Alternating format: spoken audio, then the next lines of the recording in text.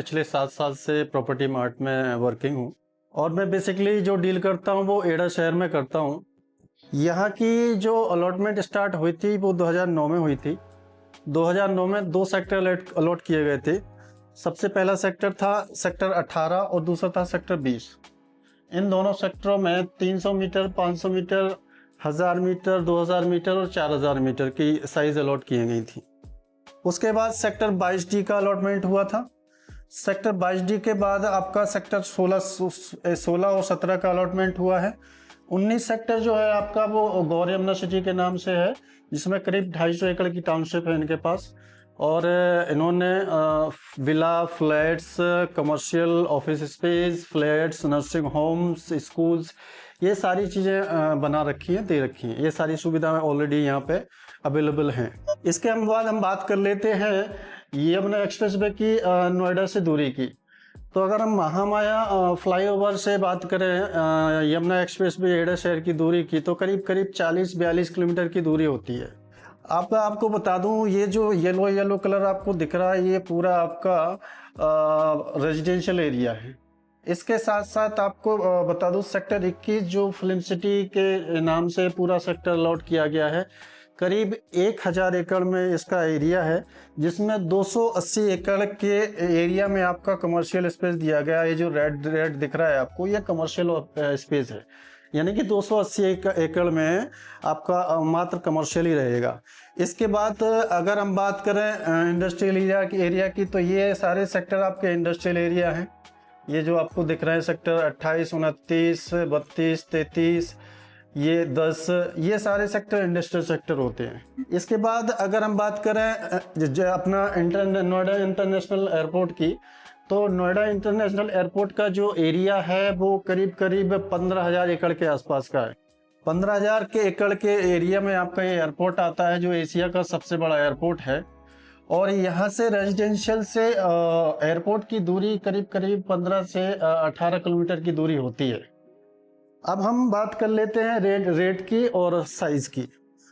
तो बेसिकली यहाँ पे जो साइज है वो आपको 60 metre, 90 metre, 300 metre, 162 metre, 120 metre, 500 metre, 1000 metre, 2000 metre और 4000 मीटर, ये साइजेस अवेलेबल होती हैं।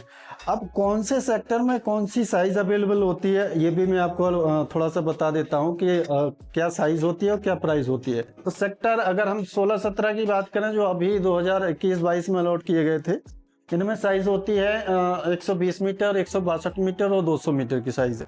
इसके बाद सेक्टर 18 की बात कर लेते हैं। सेक्टर 18 में मात्र 300 मीटर की साइजेस होते हैं, करीब 27 पॉकेट आते हैं जिसमें।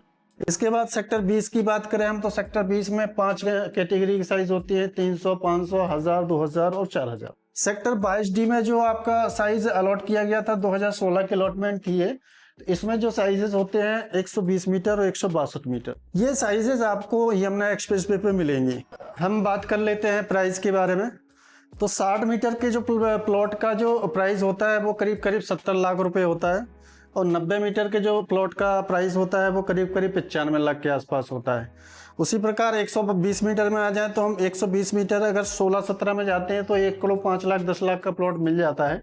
और अगर हम सेक्टर 22D में जाते हैं तो 1 करोड़ 15 लाख 1 करोड़ 20 लाख के आसपास का प्लॉट होते हैं।